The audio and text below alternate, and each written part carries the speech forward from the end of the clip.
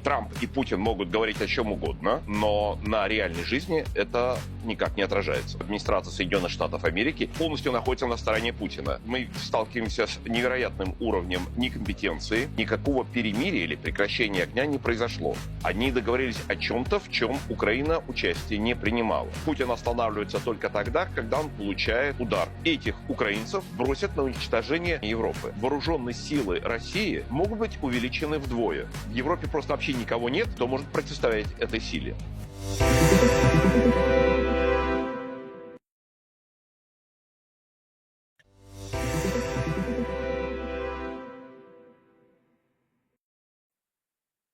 Добрый день, программа «Вдох-выдох». Меня зовут Виталий Дымарский. Мой сегодняшний собеседник Андрей Ларионов, старший научный сотрудник Центра политики и безопасности в Вашингтоне. Ну и начнем, конечно, с Риада.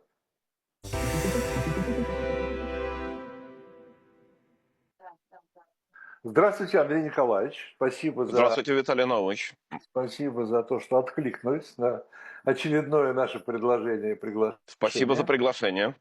Да, я помню из предыдущих наших бесед, хорошо запомнил это, что то, что все называют там войной, вы считаете, что надо называть российско-украинской войной. Я не об этом, а если мы все-таки доживем до мира, он будет российско-украинский или российско-американский? Если мы доживем до мира долгосрочного и сколько-нибудь устойчивого, долгосрочного, я понимаю, хотя бы на одно поколение, лет на 20, то это будет украинско-российский мир. Потому что такой мир возможен только в том случае, если с этим миром будет согласна Украина. Если такой мир обеспечивает безопасность Украине, если такой мир означает действительно прекращение военных действий и гибель украинцев, и разрушение украинских городов, э, жилых домов, больниц, инфраструктуры, чего бы то ни было. В любом случае, кто бы ни участвовал в этом процессе со стороны партнеров и союзников, Соединенные Штаты, Европа, Соединенные Штаты вместе с Европой, без Соединенных Штатов, без Европы, главным участником этого процесса является Украина. Без Украины это решить нельзя. Согласитесь, вот по той информации, которую мы сейчас видим и получаем из того же Эр-Риада, где сначала там были переговоры на более высоком уровне, сейчас идут на менее высоком уровне, скорее такие технические рабочие группы, это больше так похоже работают. Но ощущение, что основные переговорщики это все-таки Россия и Америка, а Украина, да, где-то, что называется, в соседней комнате. Вы знаете, во-первых, вчера, если я не ошибаюсь, встречи проходили в Джидде. То А, в есть это Джиде, тоже да, да. Саудовская Аравия. Возможно, через день или через два участники переговоров переедут в какой-то другой город. Но, по крайней А, мере, вчера, кажется, они были сегодня, в сегодня Джидде. они вроде в Эр-Рияде, мне кажется. Возможно. Да. Но это первое. Второе. Какими бы ни были переговоры между американской делегацией и российской делегацией, они, естественно, могут происходить, они могут происходить в любом месте, они могут происходить и в Саудовской Аравии, они могут происходить на территории России, на территории Соединенных Штатов, на территории какой бы то ни было другой страны.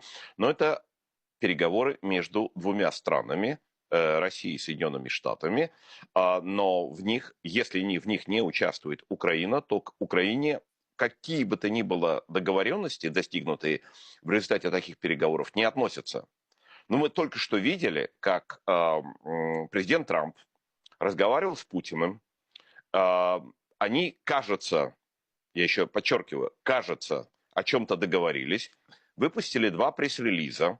Один был размещен на сайте Кремля, с другим выступила пресс-секретарь Белого дома Левит. И мы увидели, что это разные тексты. Прежде всего, Да. не разные, они не совпадают. А второе, они договорились о чем-то, в чем Украина участие не принимала. Якобы они договорились о том, с чем Украина не соглашалась, а накануне этого не давала согласия на это. И дальше, независимо от того, что там было записано в одной бумаге и в другой бумаге, никакого перемирия или прекращения огня не произошло. Несмотря на то, что о достигнутой договоренности по прекращению огня по энергоинфраструктуре, как кажется, сообщили обе стороны, правда, в разной тональности, в разной модальности. В сообщении Белого дома от Левит было сказано, что с этого начнется в будущем. То есть была модальность будущего времени. В пресс-релизе Кремля было сказано о том, что Путин принял такое решение для самого себя. Ну хорошо, но как бы то ни было, это не произошло ни в будущем времени пока, ну, по крайней мере, за эти дни, ни в прошедшем времени, потому что обстрелы продолжаются, причем они усиливаются. И каждый день и каждую ночь приносят нам сообщения об, ну, скажем, о варварских обстрелах со стороны России, украинской территории, с большим количеством погибших гражданских лиц. Поэтому и Трамп, и Путин могут говорить о чем угодно, по телефону или по каким-то другим каналам. Они могут подписывать какие угодно бумаги, но на реальной жизни это никак не отражается. Но вы считаете, потому что у многих такое ощущение, что Трамп не выдерживает, я бы так сказал, нейтралитет, что какое-то Ну, безусловно. ощущение, да, Ну, да, безусловно, никаких сомнений по этому поводу нет. Никакого Мы знаем, что до этого было представление о том, что Соединенные Штаты являются партнером Украины. Трамп сразу же заявил, что не является партнером Украины, он является посредником, нейтральным или там. Но с первых же слов и с первых действий стало ясно, что нынешняя администрация Соединенных Штатов Америки никакую нейтральную позицию не занимает. Она полностью находится на стороне Путина.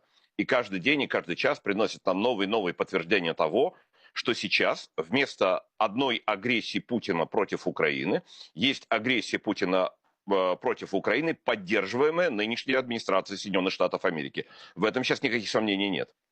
как говорят, знаете, как говорили во дворе у нас, да, двое на одного. Совершенно верно. Двое на одного нечестно.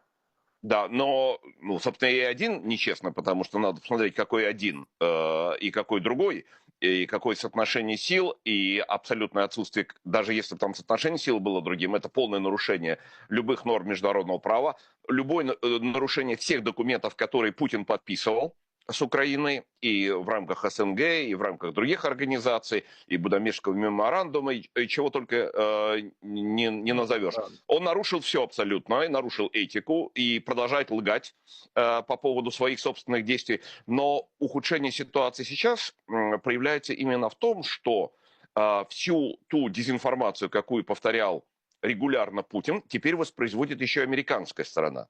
Причем она не просто повторяет, а повторяет еще в ухудшенном варианте.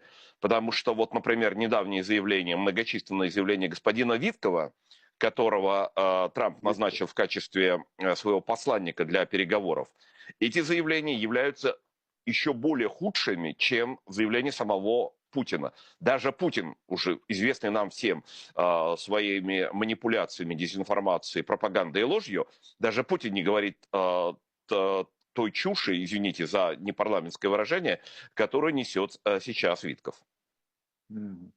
Ну, уже даже Украина, там устами, по-моему, парламента, ну, самой Рады, и Зеленский, по-моему, тоже что-то уже сказал по поводу высказывания Виткова, что это просто, что он повторяет путинскую пропаганду. Ну, то, что он повторяет, это очевидно, но еще раз скажу, он хуже, чем Ну путинская да, пропаганда, это потому что даже Путин не говорил о том, что 5 областей Украины были переданы Хрущевым. Даже Путин не говорил о том, что Хрущев является украинцем. Но даже Путин не говорил о том, что после возвращения Ирана в международную общественную жизнь Иран станет членом Лиги наций. Я дословно цитирую выступление Виткова.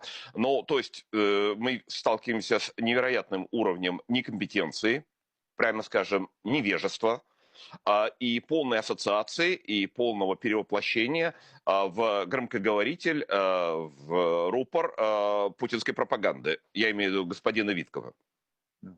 Андрей Николаевич, тогда возникает вопрос. Тот Украино-российский мир, украинско-российский мир, о котором мы в самом начале говорили, вообще есть хоть какой-то шанс вообще до него дойти? И с чьей помощью, что называется? Да, конечно, шанс есть, и я надеюсь, что рано или поздно это произойдет, только мы не знаем, когда это произойдет. Мы точно знаем, каково главное условие для того, чтобы мир был достигнут. Мне кажется, мне уже приходилось говорить, по крайней мере, точно, не уверен в нашем ли разговоре, в наших разговорах, но я точно говорил об этом неоднократно. Условием мира сколько-нибудь прочного и сколько-нибудь долгосрочного, еще раз скажу, хотя бы на срок одного поколения, является военный разгром российских войск. Без этого предварительного условия никакой мир там невозможен. И этот вывод, нравится он нам, не нравится, вытекает из всего исторического опыта, как действия и жизни России в любой ипостаси Российского царства, Российской империи, Советского Союза, нынешней Российской Федерации и, конечно, нынешнего руководства России. Путин останавливается только тогда, когда он получает удар, с которым он не может, не хочет, не в состоянии справиться. Мы вспоминаем, как был сбит российский бомбардировщик в воздушном пространстве Турции, и после этого, как мы знаем, ничего не было. Ну, были обещаны бои с помидорами, которые закончились тем, что потом отношения были восстановлены. Когда азербайджанские войска убили 4 российских миротворцев на Горном Карабахе и заняли позиции российских миротворцев в Карабахе, российское министерство обороны аккуратно поинтересовалось, а не могли бы вы вернуться назад? На что азербайджанское министерство обороны сказало нет. На этом все закончилось. Когда Турция перекрыла проливы Босфор и Дарданеллы в феврале, в конце февраля 22 года, не пуская объединенную эскадру российского флота, соответственно, из Балтийского флота, из Северного флота, из Тихоокеанского флота, но они немножко погуляли по Эгейскому морю пару недель и потом ушли оттуда. Ну, собственно говоря, мы можем продолжать эти списки подобных действий. Они были, естественно, и раньше. Мы помним, как была уничтожена группа Вагнера в феврале 2018 года в Сирии. Мгм. И по этому поводу ни слова не проронил не только Путин, но и Лавров, Песков, Захарова, вообще кто бы то ни было, даже какой-нибудь Соловьев не сказал по этому поводу ни слова. Просто полностью проглотили и не заметили этого. Иными словами, мы на своем практическом опыте убедились в правильности той центральной идеи, которую неоднократно называл действующий президент Соединенных Штатов Америки Дональд Трамп. Он говорил, мир через силу. Мир может быть достигнут вообще, и в частности на этом театре военных действий, через силу. Осталось только за малым. Необходимо увидеть, дождаться, когда Соединенные Штаты в лице этой администрации или какой-то другой продемонстрируют силу. Не слабость, не капитуляцию, не вылизывание агрессора, разным образом, как это делает господин Витков, которого только что поддержал господин Венс, который сказал, это замечательная дипломатия, это Да-да, я вот, видел, да. да, то есть, ну, а поскольку то, что говорит Витков, на самом деле до этого во многих своих вещах сказал сам Трамп, в том числе он повторил ту ложь или ту дезинформацию, какую Виткову сказал Путин, то мы здесь видим просто, тут некуда ножичек просунуть. Это единая позиция. Соответственно, эта позиция радикально отличается от той позиции, какую заявлял кандидат в президенты Соединенных Штатов Америки Дональд Трамп во время своей предвыборной кампании. Он действует строго противоположным образом. Ничто из того, что он обещал, о чем он говорил во время предвыборной кампании и во время 3 лет широкомасштабной агрессии Путина против Украины, сегодня Трамп не делает. Все, что он делает и говорит сегодня, является прямо противоположным тому, о чем кандидат президента США Дональд Трамп говорил в предшествующие 3 года. Это отдельный вопрос. Интересно, что с ним случилось. Или так это было задумано, и таков был, так сказать, тактический или стратегический прием. Как бы то ни было, сегодня позиция Дональда Трампа и администрации Соединенных Штатов Америки прямо противоположна той позиции, о какой Дональд Трамп говорил в предшествующие 3 года. И эта позиция является позиция союзничества с агрессором, с Путиным. И это проявляется не только в словах, но и в конкретных действиях. Я говорю не только о тех перерывах там, на поставку оружия или развединформации, Да. но наиболее яркое, наиболее зримое – это голосование в Организации Объединенных Наций против Украины, против Европы, По вместе с резолюции, да? Россией, да, и вместе с Северной Кореей. Это первый в истории случай, когда Соединенные Штаты Америки голосовали вместе с агрессором, и причем с тоталитарными режимами, такими, какие сейчас находятся в России и Северной Корее. Даже Иран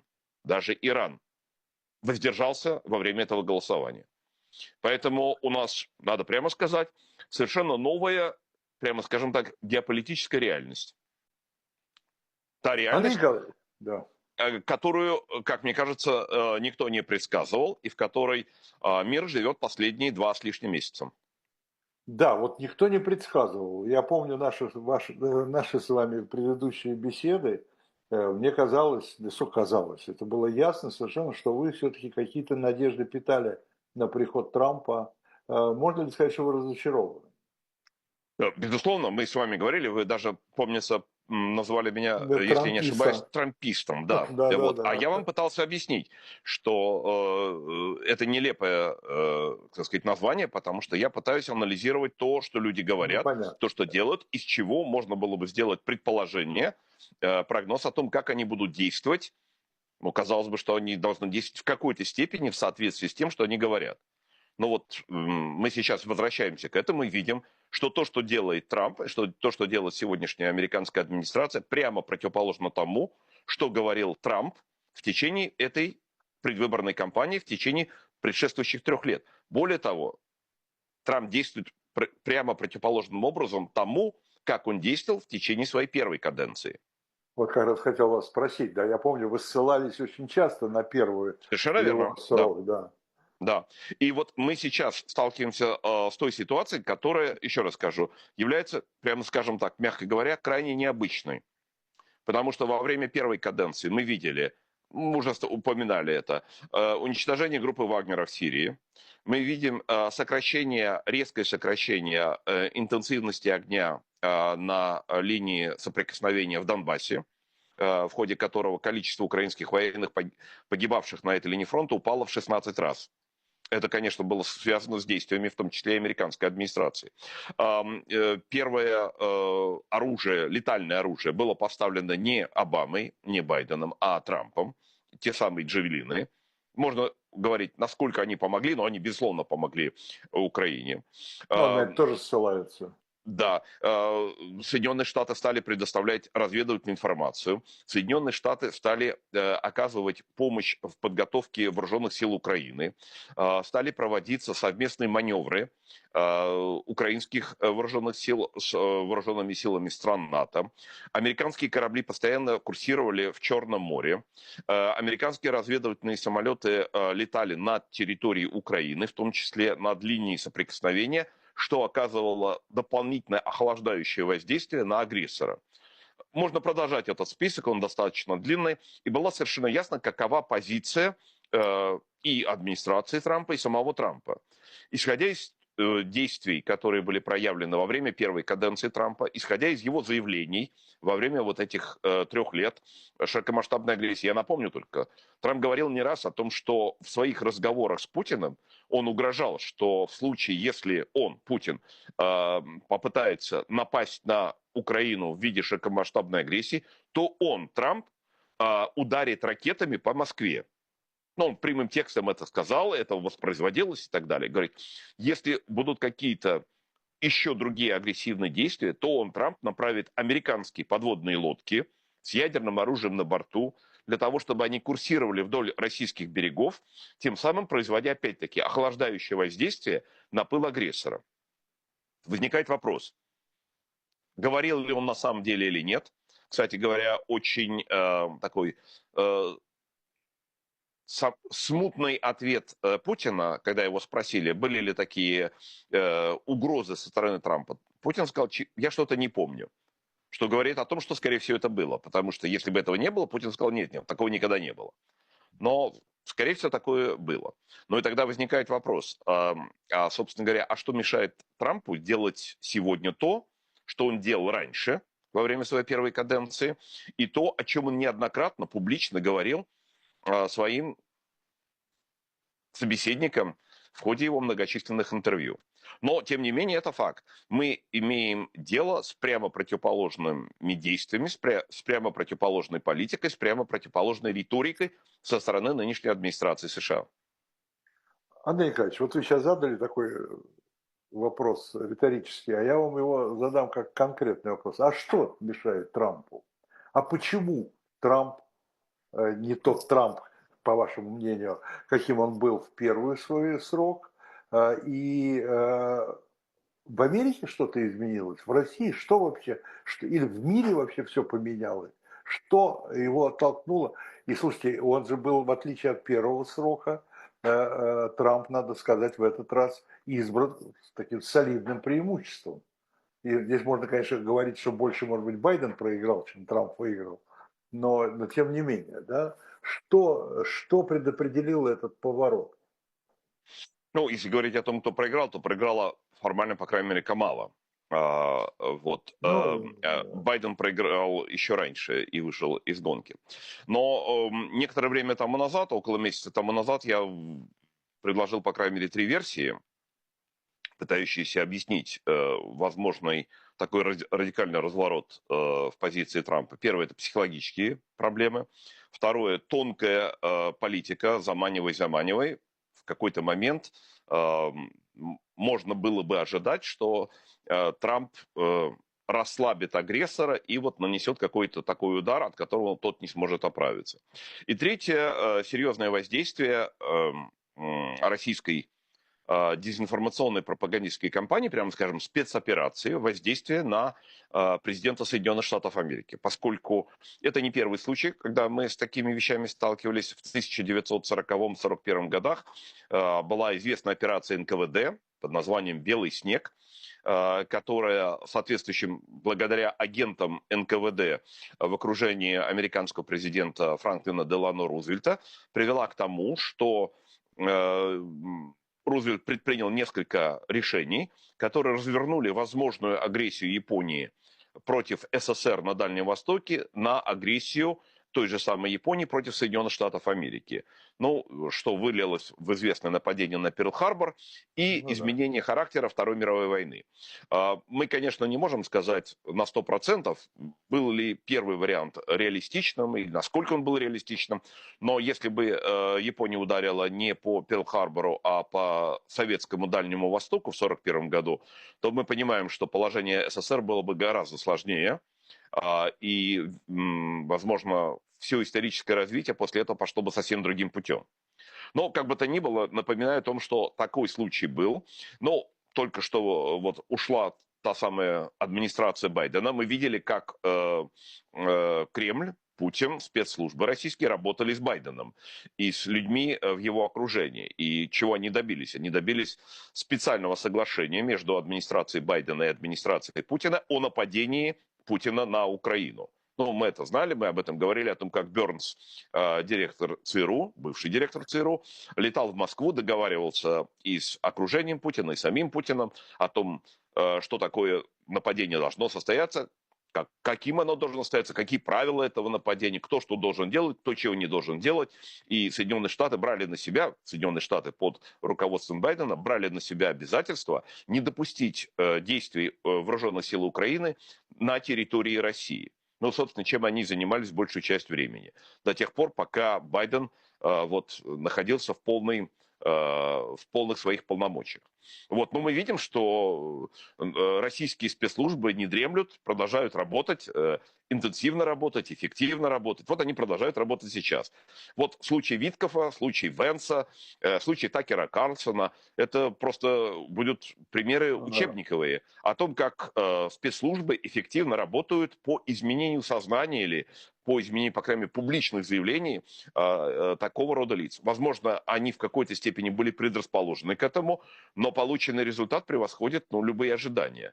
Это действительно, как там, золотыми буквами будет вписано В в учебнике историю пропаганды. спецопераций ИПСО проводимых советскими, российскими спецслужбами против своего главного исторического противника в лице стран западной цивилизации. Но учиться, учиться, еще раз учиться. Ну, да.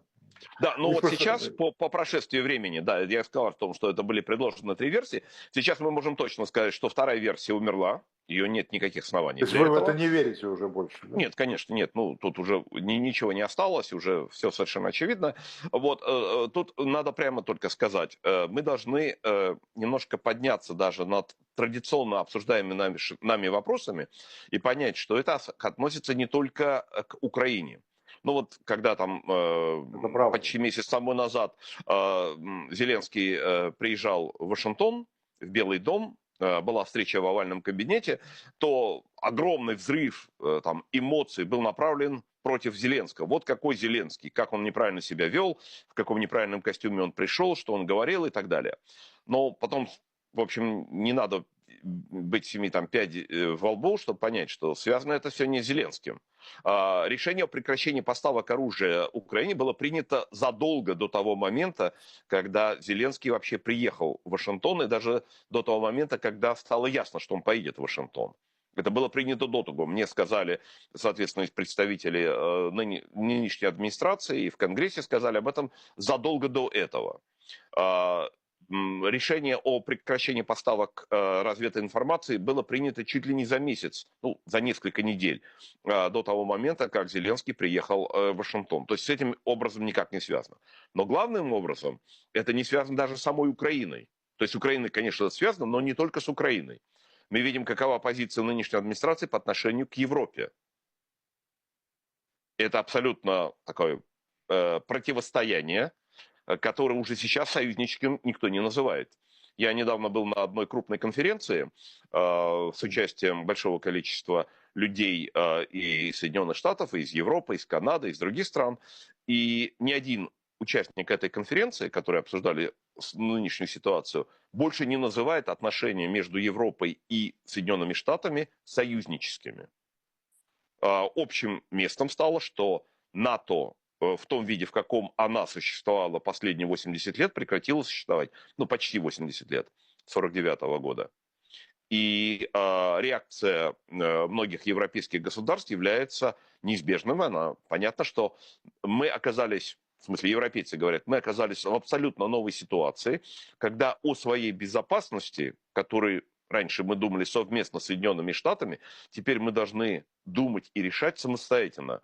Причем в этих условиях непонятно, кем являются Соединенные Штаты. А становятся ли они просто нейтральным участником, либо он становится противником, особенно учитывая, например, регулярно повторяемые агрессивные заявления в адрес Гренландии. И, собственно, датчане, а за ними не только датчане, обсуждают вопрос, а как должна действовать Дания и как должны действовать другие члены НАТО в случае агрессии против части территории страны НАТО в отношении Гренландии. Потому что в таком случае, строго говоря, открывается возможность работы 5 статьи Пятой статьи. Устава НАТО. И тогда другие члены НАТО должны помочь жертве агрессии. В данном случае этой жертвой агрессии является Дания, поскольку Гренландия, хотя является автономным образованием, с высокой степенью автономии, но это еще в международном праве является частью Дании. И любые агрессивные действия против Гренландии являются агрессией против Дании. И таким образом это будет люди уже откровенно, прямым текстом обсуждать вопросы агрессии одной страны НАТО против другой страны НАТО. Как в этом случае страны должны действовать. Канадцы, те находятся в ужасе, потому что они обсуждают вопрос о том, как им нужно действовать в том случае, если начнется агрессия с юга. Представить себе, что такого рода вообще дискуссии могли происходить, не говоря о том, что такие мысли возникать, но это невозможно было себе представить. Да, это новая реальность. Поэтому сегодня мы понимаем, что никакого второго варианта не существует, никакого там, грандиозного, хитрого плана по заманиванию агрессора здесь нет. Имеется радикальный пересмотр геополитической ситуации, какую мы знаем в последние 80 лет, после 1945 года и после образования НАТО в 1949 году. Андрей Николаевич, тогда получается, что, опять же, возвращаясь к этому украино-российскому миру, с которого мы начали наш разговор, тогда получается, что без Америки его может обеспечить в будущем только Европа, больше некому. Ну, Европа может обеспечить, по крайней мере, в нынешней ситуации, если, Безопасность Украины. если этот, Да. ну, прямо скажем, что сейчас вот, ну, опять-таки, отношения, военные отношения с Соединенными Штатами, ну, настолько подорваны, и доверие настолько подорвано, что представить себе какие-то возможные совместные действия сейчас уже очень трудно, и вряд ли, просто люди говорят, вряд ли это доверие может быть восстановлено до конца каденции Трампа. нынешнего американского президента. Это значит, что, по крайней мере, на предстоящие почти 4 года вопросами безопасности Европы, нельзя сказать за весь мир, но вопросами безопасности Европы должна заниматься сама Европа, никто кроме Европы. А если продолжать эту же логику, возникает вопрос, а кто в наибольшей степени пригоден и способен заниматься безопасностью Европы? И выясняется, что из всех армий европейских государств крупнейшая, мощнейшая, сильнейшая, наиболее опытная – это украинская армия. Украина не является членом НАТО, она не является членом каких-то других военных альянсов с участием европейских стран, но украинская армия, вооруженные силы Украины, является самым мощным вооруженным формированием на территории Европы, какая, естественно, противостоит агрессору. Никого рядом не стоит. Украинская армия от 800 тысяч до 1 миллиона человек, понятно, с опытом трехлетней войны, какой нет ни у кого. И все остальные армии, которые находятся на европейском континенте, в 4-5 раз крупнейшие, являются в 4-5 раз меньше и не имеющие такого опыта. Ну, говорят же о некой такой украинское НАТО, ну, так условно, да, что Украина может быть центром вот будущего некого альянса безопасности или некой какой-то структуры или какой-то организации безопасности в Европе. Но здесь не возникает ли вообще, мы говорим, еще раз говорю про мир, какой мир? Если это дело пойдет в этом направлении, то возникает же огромный, хотел сказать, чуть не сказал слово шанс, огромная угроза просто войны европейской.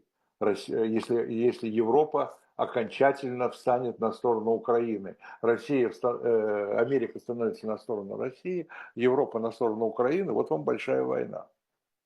Ну, так война большая идет уже вообще, строго говоря, конвенционально идет с 2014 года.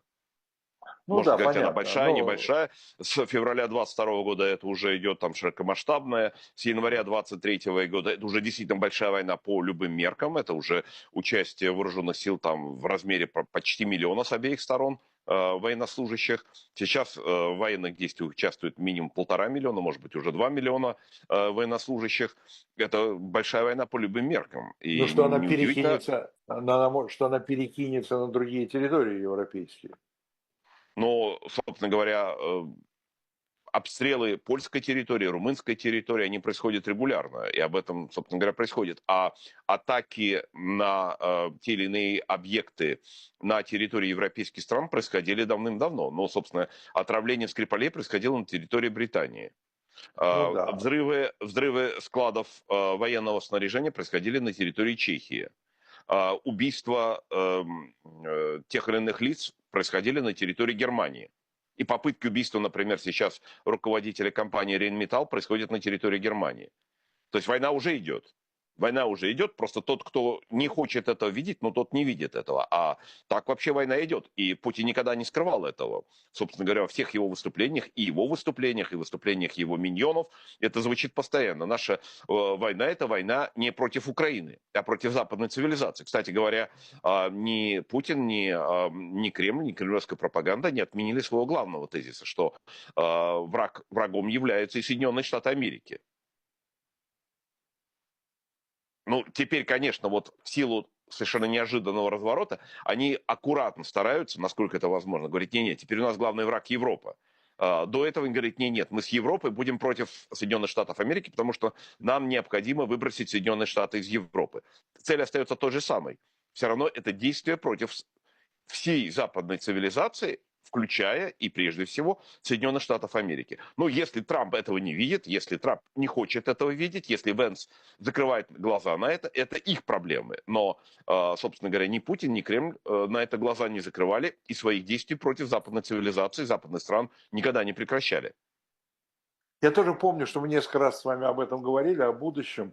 Здесь вы всегда не соглашались с тем, что это такой прагматический удар, я имею в виду военный, только ради там, сохранения власти, то, что говорили с самого начала в 22 году.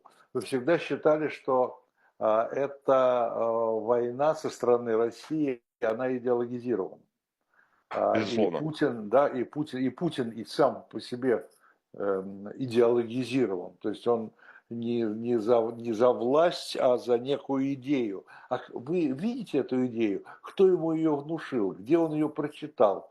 Насколько реально вообще ее воспроизвести, ее реализовать? Вы совершенно правы. Путин весьма идеологизирован, я бы сказал, исключительно идеологизирован. И те, кто представляли его в качестве обычного клептократа, который Да, да, да. заинтересован во власти только для того, чтобы набить себе карманы, конечно, абсолютно ошибаются.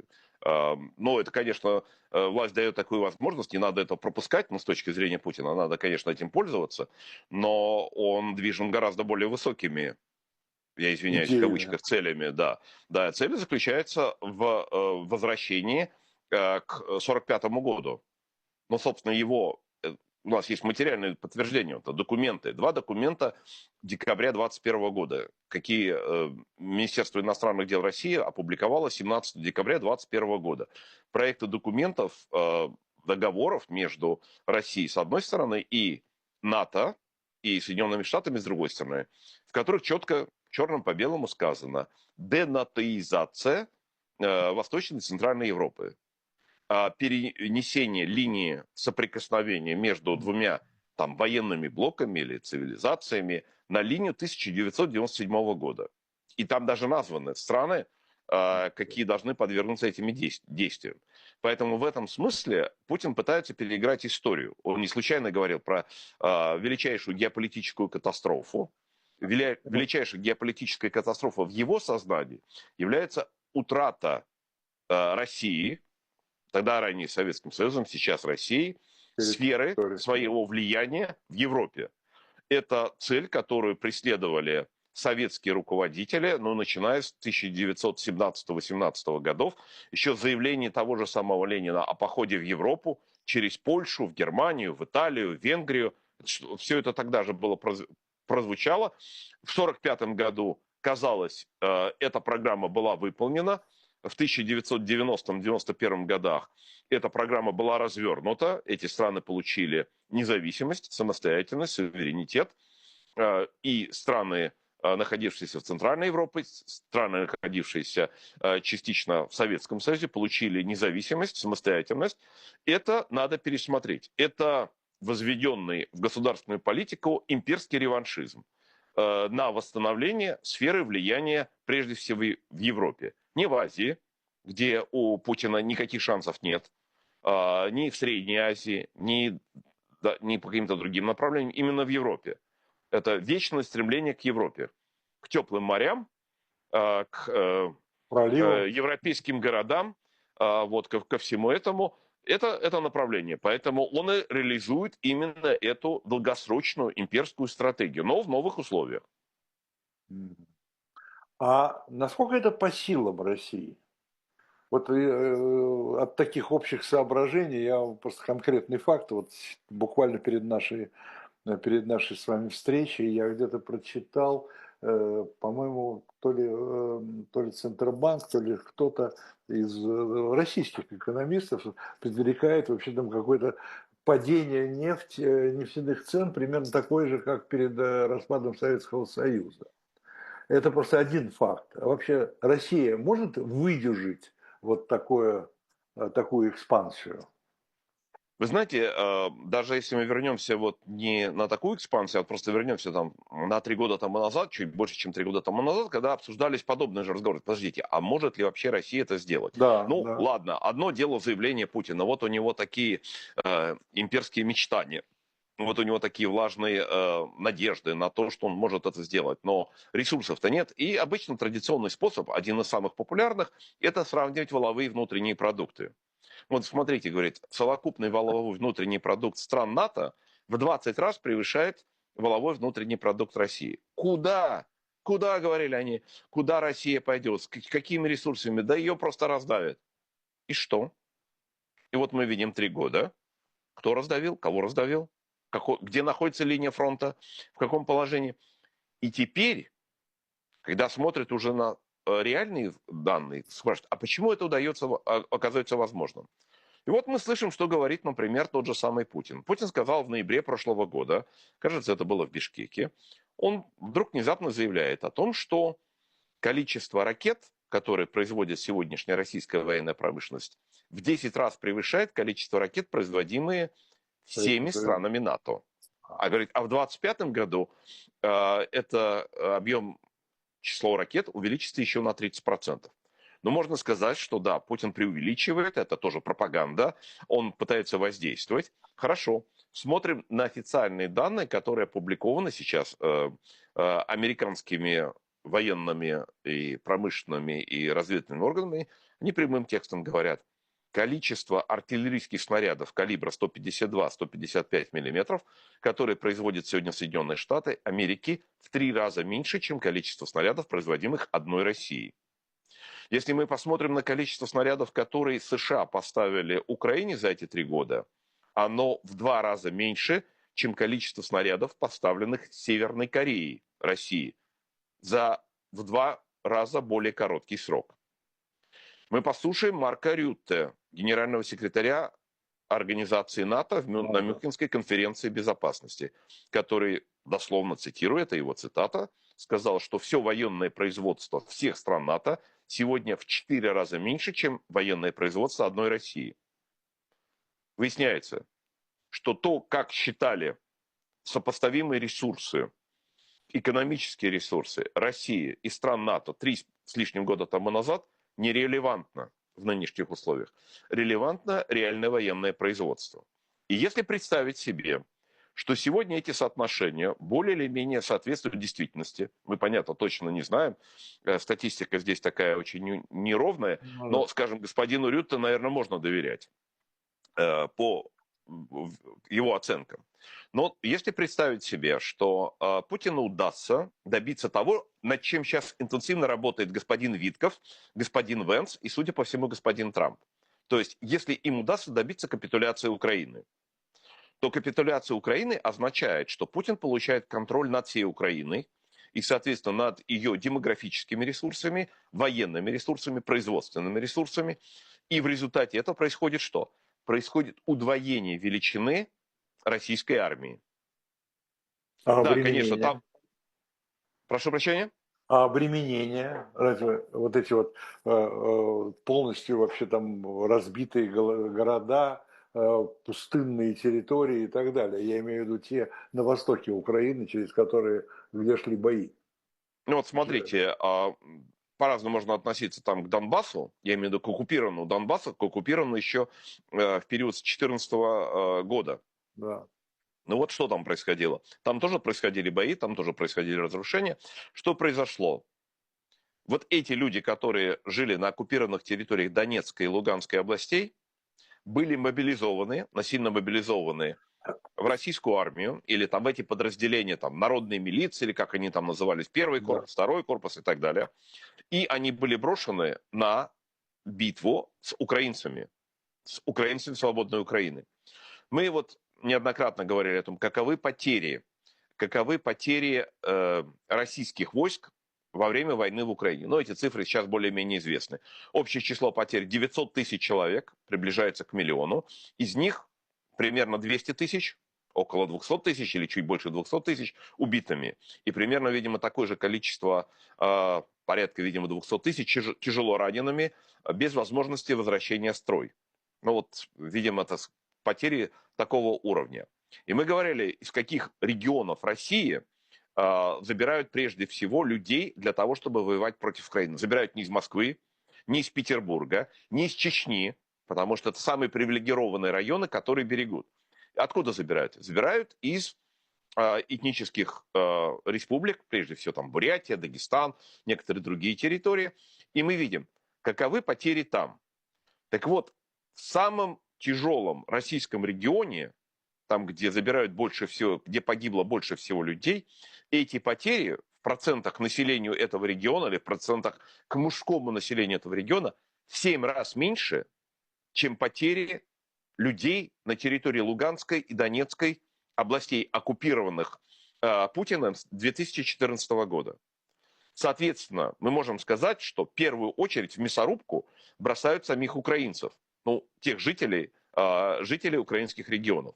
Соответственно, никаких сомнений нет по поводу того, как будет использован демографический ресурс оккупированных районов Украины, тех, которые были оккупированы с 2022 года, или какие могут оказаться под контролем Путина после так называемого перемирия или прекращения огня, капитуляции, над которой так интенсивно работает Витков, Венс и нынешняя американская администрация.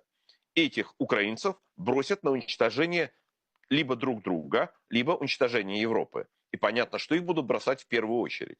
Как это делалось в течение последних 3 лет с жителями так называемых ЛНР, ДНР. Соответственно, речь идет о том, что вооруженные силы России, предназначенные для осуществления имперских химер господина Путина по возвращению на линию 1997 года, могут быть увеличены вдвое.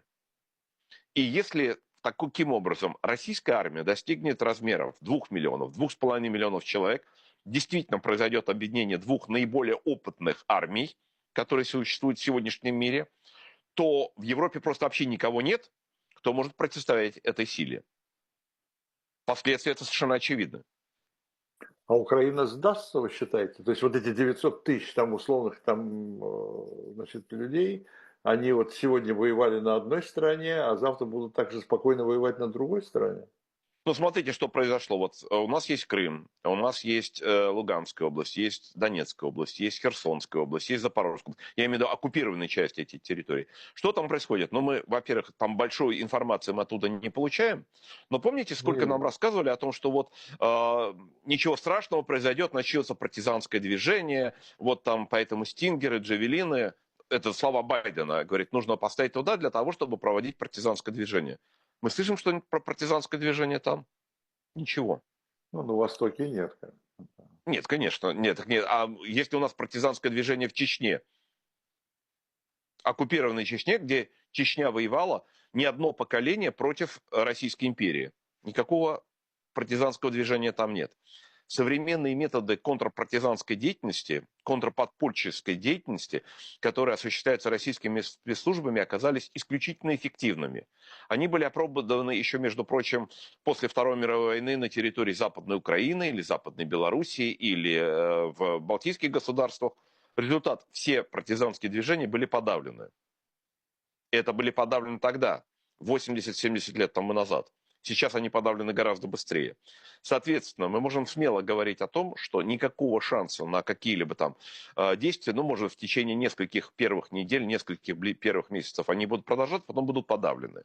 И затем произойдет то, что происходит сейчас. Время от времени получаем эту информацию из оккупированных территорий Херсонской и Запорожской области.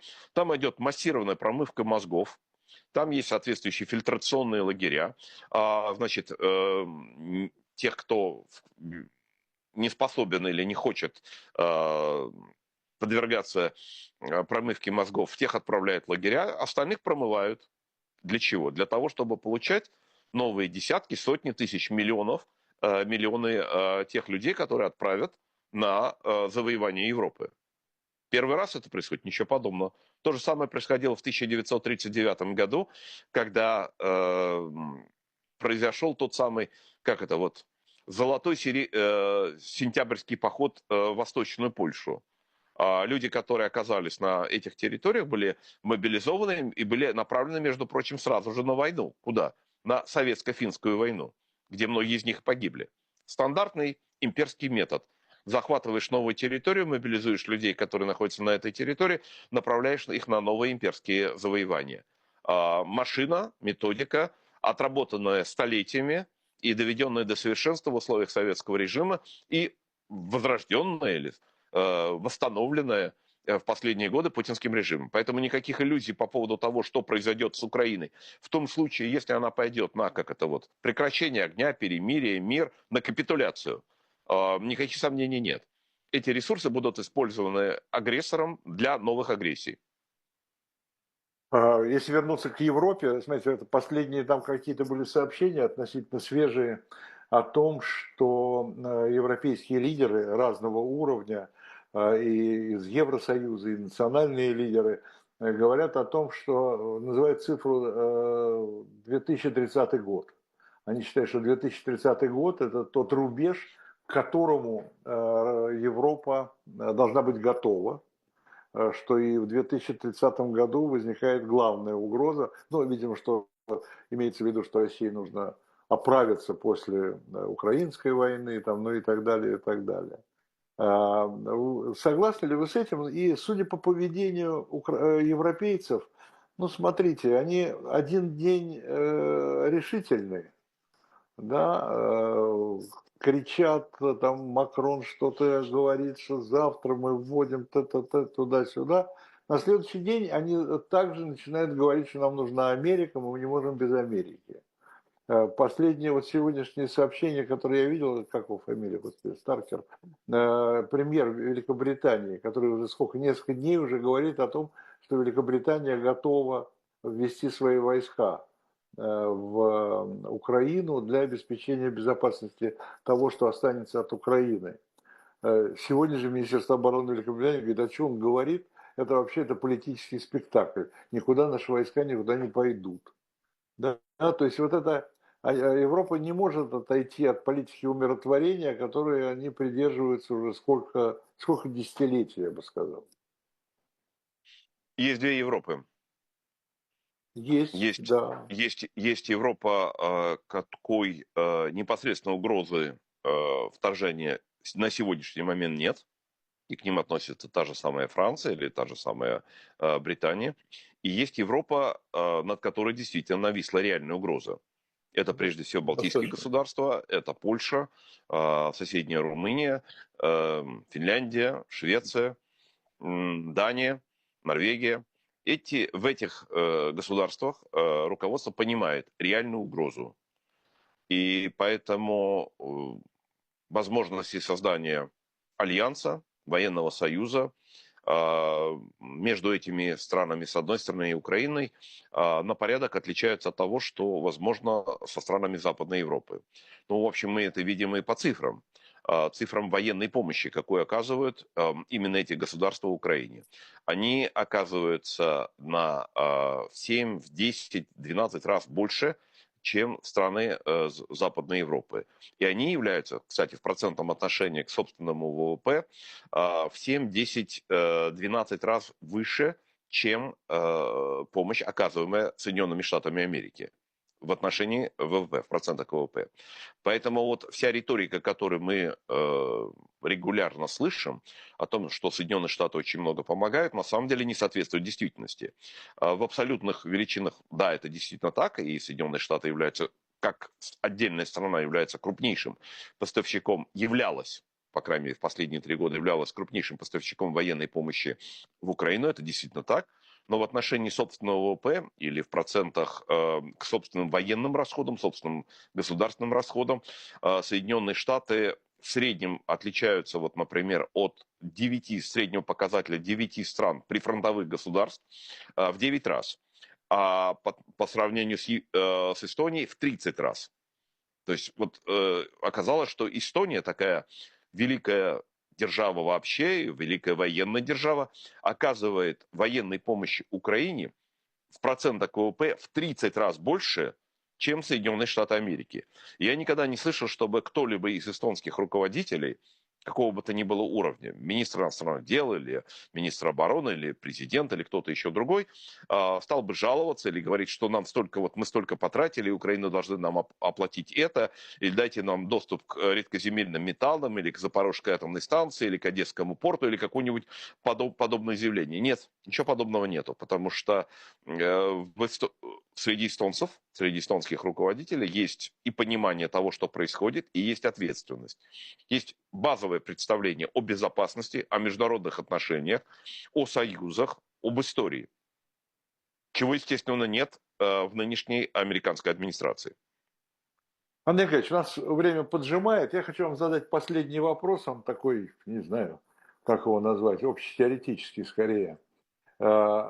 Чтобы вы прокомментировали последние события в Стамбуле, в Будапеште, да, были же тоже, значит, выступления, и были выступления в Белграде. Не для того, чтобы вы их конкретно все три комментировали, а вот с какой точки зрения. Мы все время обсуждаем того, что делают лидеры, все, что делают власти, и к чему мы придем в результате этих действий. А что, что называется, что могут низы? Но вот они могут сделать то, что они делают, соответственно, в Стамбуле, в Будапеште, в Белграде. Они могут выйти на улицы, могут выйти в большом количестве. Но это же не Они помогает. могут продемонстрировать свое несогласие с политикой, с действиями властей. Это, ну, в каких-то случаях это помогает, потому что, ну, вот в Сербии, например, было отправлено в отставку правительство. Но они, правда, выступали не столько против правительства, сколько против президента, Ну, но, тем не конечно. менее, какие-то действия оказались возможными. Да, есть серьезная проблема с серьезными вот современными политическими системами, в какой степени, если граждане не согласны с действиями властей, они могут воздействовать на эти власти. Стандартный механизм хорошо известен. Выборы. Это выборы. Если позиция властей не нравится, голосуйте на выборах. Потому что в любом случае люди, которые выходят на улицы, при всем уважении к этим людям, это меньшинство. Это только часть общества. И поэтому те, кто говорят о том, что, знаете, у нас все такого рода вопросы решаются на выборах. Это, конечно, правильная ситуация, но до выборов нужно дождаться. Позиция разных сторон должна быть извлечена. Да, такова сегодняшняя современная политическая система. Является ли она совершенной? Нет, не является совершенной. Есть масса примеров, и они продолжаются, что в результате голосования к власти приходят люди, которые начинают осуществлять политику, в том числе и не ту политику, о которой говорили во время предвыборной кампании. Мы только что это обсуждали с вами Да, на примере господина Трампа. да. Или проводят ту политику, которая приводит к уничтожению тех людей, которые голосовали. Но вернемся даже в 1933 год в Германию, когда к власти была приведена национал-социалистская партия. Да, такое бывает. Есть ли решение этого вопроса? Ну, в рамках той парадигмы, которая распространена, в частности, в западном мире, решений сейчас нет. Надо принимать жизнь такой, какой она есть. И сегодня такой, какой ее описывает Андрей Ларионов. Спасибо вам, Андрей Николаевич, за эту беседу. Это была программа «Вдох-выдох». Мы еще будем встречаться, еще будем обсуждать то, что происходит и то, что нас ждет. Всего доброго. Всего доброго.